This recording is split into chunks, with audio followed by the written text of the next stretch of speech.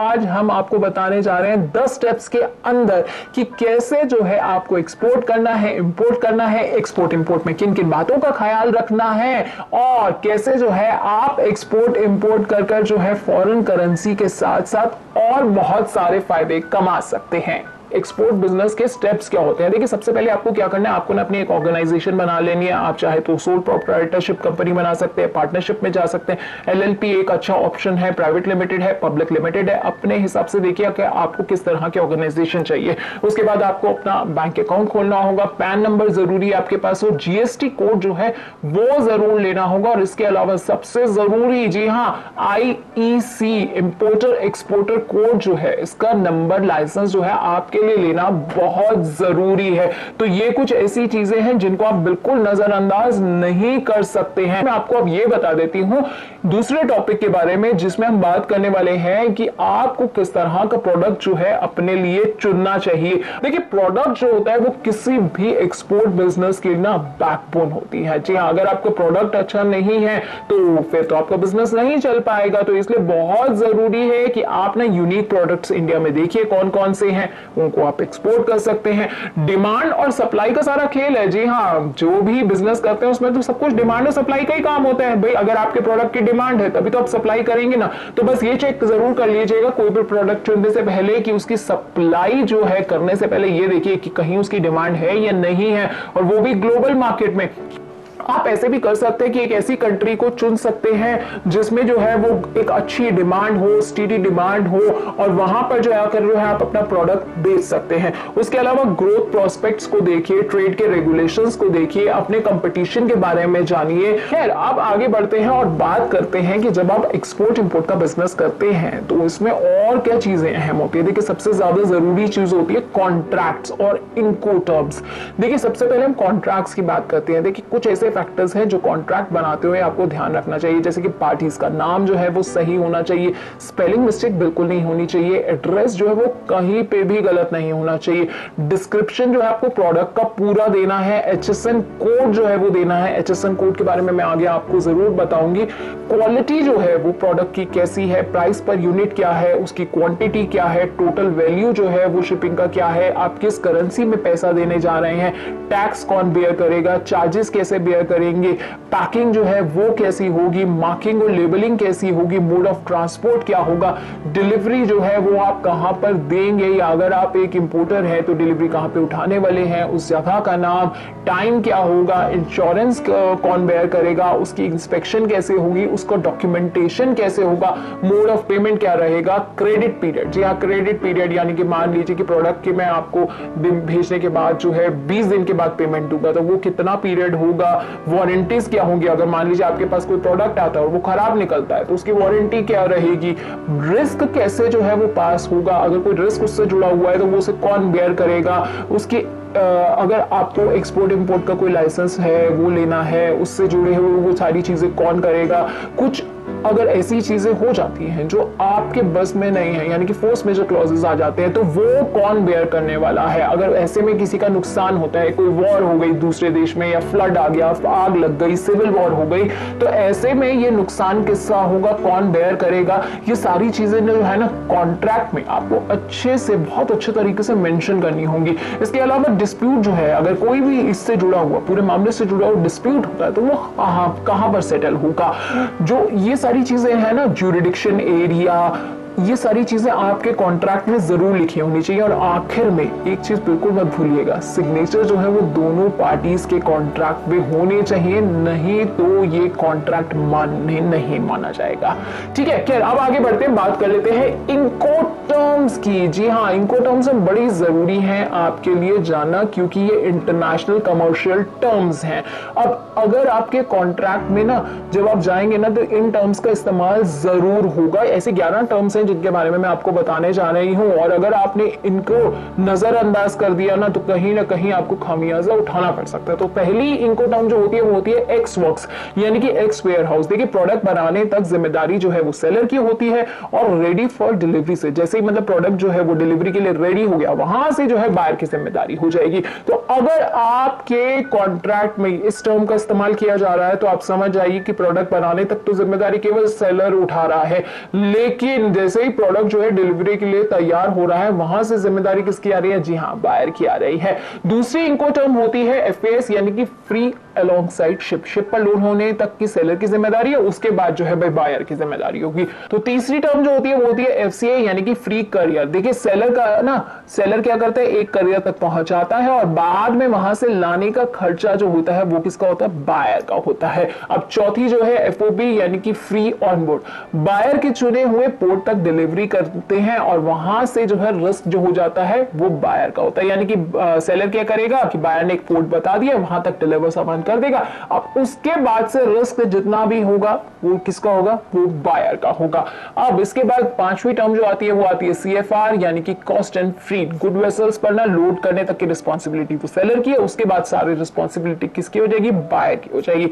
CIF यानी कि cost insurance and फ्रीट। Goods को वेसल तक लेके जाते हैं और वहां तक लोड कॉस्टिंग सब सेलर की है। इंश्योरेंस जो है वो भी क्या कर रहा है? वो सेलर ले रहा है। लेकिन सेलर क्या करेगा? एक ना मिनिमम कवर ले लेगा। मान लीजिए कि 10 लाख का माल है, सेलर को लगता है कि भाई हर बार तो माल डूब नहीं सकता है, तो वो क्या करेगा? 1 लाख का 2 लाख का आपके लिए इंश्योरेंस ले लेगा। लेकिन ये आपकी इच्छा है, आप अगर बायर हैं, आप चाहें तो एक्स्ट्रा इंश्योरेंस भी ले सकते हैं अगर आप अपने पूरे माल को सिक्योर करना चाहते हैं, या आप सेलर को बोल सकते हैं, उससे नेगोशिएट कर सकते हैं कि भाई वो आपको पूरे माल का इंश्योरेंस जरूर दे। खैर सातवीं टर्म है सीपीटी, यानी कि कैरेज पेड टू। अब यहां पर क्या होता है कि बायर जो होता है ना, वो सेलर को एक पर्टिकुलर एरिया तक गुड्स देने को कहता है। बायर कहेगा कि भाई आप मुझे इस पोर्ट तक पहुंचा दो, उसके बाद जितनी जिम्मेदारी है वो मैं अपने आप देख लूंगा। आठवीं टर्म आती है सीआईपी, यानी कि carriage and insurance paid to. यहां पर सेलर जो है वो कैरेज और इंश्योरेंस दोनों चीजें पे करता है। नवे यानी कि डीएपी में डिलीवर्ड एट प्लेस। यहां पर बायर क्या करता है? कॉन्ट्रैक्ट में ना सारी आपको जगह बता देगा। सेलर का रिस्क जो होगा बस वहीं तक होगा, उसके बाद जितना भी रिस्क होगा वो कौन बेयर करेगा? बायर बेयर करेगा। 10वीं टर्म आती है डीपीओ, यानी कि डिलीवर्ड एट प्लेस अनलोडेड। यहां पर क्या होगा? जगह पर जो सामान है वो अनलोड होने तक की जिम्मेदारी जो होती है वो होती है सेलर की, यानी कि जहां तक वो पहुंचा रहा है अपना सारा सामान, वहां तक की अनलोड तक की जिम्मेदारी पूरा का पूरा सेलर उठा रहा है। 11वीं टर्म है आपकी डीडीपी, जिसमें डिलीवर्ड ड्यूटी पेड। यहां पर रिस्क जो है वो सारा का सारा लगभग जो होता है वो सेलर का ही होता है।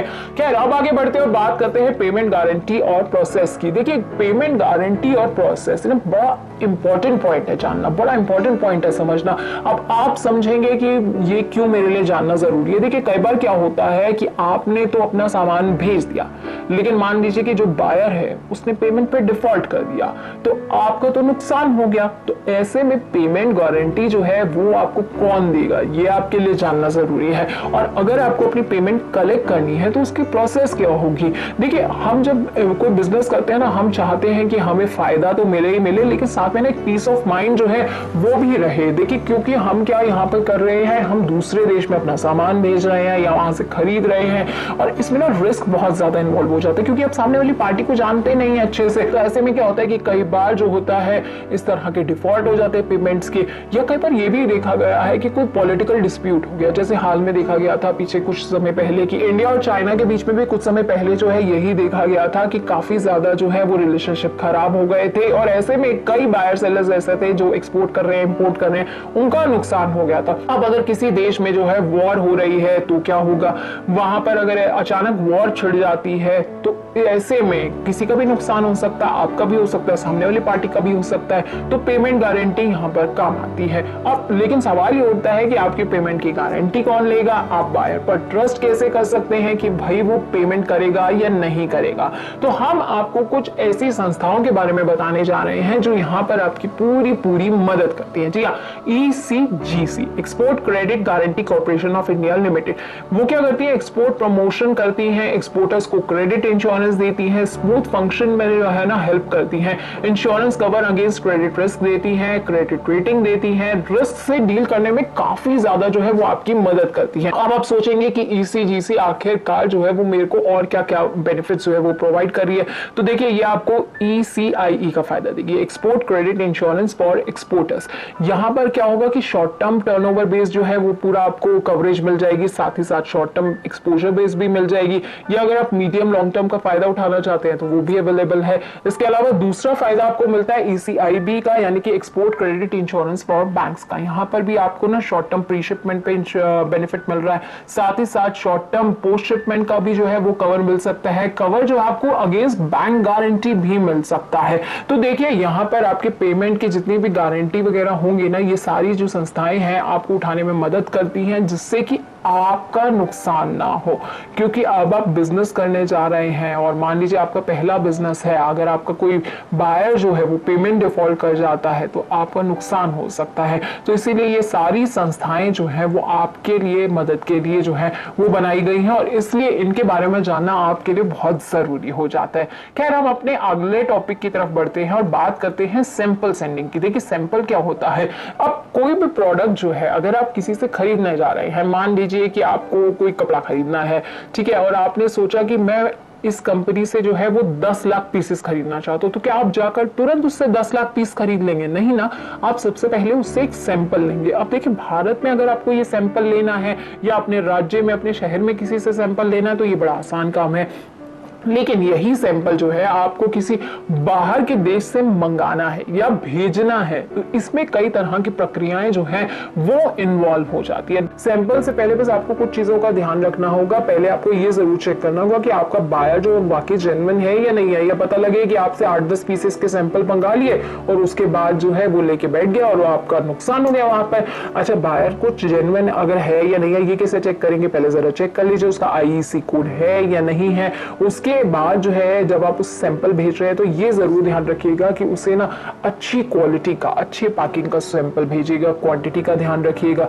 गवर्नमेंट की पॉलिसीज जो है, प्रोसीजर्स जो है वो जरूर एक बार चेक कर लीजिएगा, क्योंकि मान लीजिए किसी आप ऐसे देश में भेज रहे हैं जिस देश के साथ हमारे टर्म्स अच्छे नहीं है इंडिया के, तो उसमें क्या होगा कि हो सकता है कि बाद में जाके किसी तरह के रिस्ट्रिक्शंस लग जाए तो आपको नुकसान भी हो सकता है। अच्छा, सैंपल जब आप भेजते हैं ना तो जरा सैंपल्स की कॉस्ट का ध्यान रखिए। कहीं ऐसा ना हो कि आप उसे इतना महंगा सैंपल भेज रहे हैं कि उसकी कॉस्ट जो है वो आपको बहुत बड़ा नुकसान देके जा रही है। उसके साथ साथ जो है सैंपल भेजते हुए ये जरा कोशिश करिएगा कि सैंपल भेजने का खर्चा जो है ना वो बायर बेयर कर ले। कई बार मुझे पता है ये मुश्किल हो जाता है, ऐसा मुमकिन नहीं है, लेकिन आप अपनी तरफ से कोशिश तो कर ही सकते हैं। खैर, सैंपल जब आप भेज रहे हैं ना तो बस ये जरूर ध्यान रखिएगा अच्छी क्वालिटी का सैंपल भेजे, टेस्ट जो है वो सारे करवा ले। क्योंकि कई बार क्या होता है कि आपने कोई चीज का सैंपल भेजा, मान लीजिए खाने पीने का आपने कोई सैंपल भेजा हुआ है और उसकी आपने रिपोर्ट नहीं बनवाई हुई है, तो बायर तो कल को कह देगा कि नहीं जी आपने तो मुझे जो सामान भेजा था वो तो खराब था।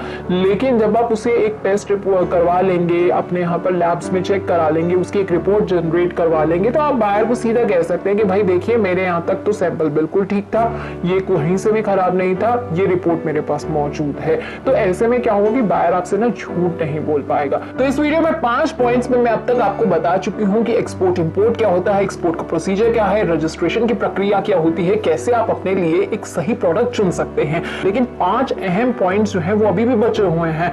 क्या आप जानते हैं कि कौन कौन से टैक्स ड्यूटीज जो है वो आपको पे करनी पड़ सकती है जब आप शिपिंग करते हैं, या फिर प्री शिपिंग डॉक्यूमेंट्स कौन से होते हैं, पोस्ट शिपिंग डॉक्यूमेंट्स कौन से होते हैं, LC क्या होती है, बैंक गारंटी क्या होती है। और हाँ, चूंकि ये एक्सपोर्ट इंपोर्ट के बारे में हम बात कर रहे हैं, इसमें बड़ा सारा ना रिस्क ओपन होता है, तो इस रिस्क को आप कैसे मैनेज कर सकते हैं, कौन कौन से इंश्योरेंस आपको लेने चाहिए, ये सारी बातें अगर आप जानना चाहते हैं तो आपको क्या करना है, आपको मेरे साथ बने रहना है, क्योंकि अगली वीडियो में मैं आपको ये सारी बातें बताऊंगी और उसके साथ साथ ये भी बताऊंगी कि गवर्नमेंट यानी कि सरकार आपको कौन कौन से इंसेंटिव्स देती है अगर आप एक्सपोर्ट करते हैं या फिर इंपोर्ट करते हैं।